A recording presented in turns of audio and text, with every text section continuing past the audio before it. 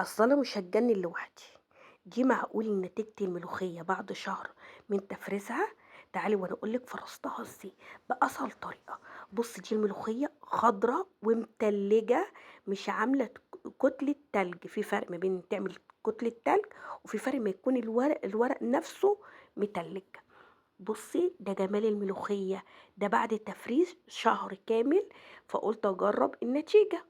بُصّي الورق طالع معايا أخضر، ولا مسود ولا فيه أي حاجة، بس ده راجع لحاجة معيّنة أنا عملتها أثناء تفريز الملوخية.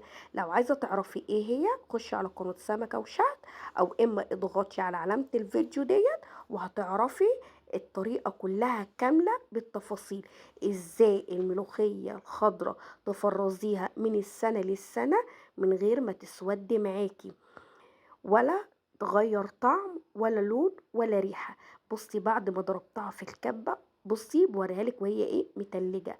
بُصّي الملوخية مفرولة، عارفة يعني إيه، أكنِّك لسه خرطاها بالمخرطة، أكنها فريش بالضبط. بُصّي عاملة زي الإيه، أكنها عاملة زي الرملة المبلولة. أنتِ بقى شُفتِ نتيجة زي كده في التفريز؟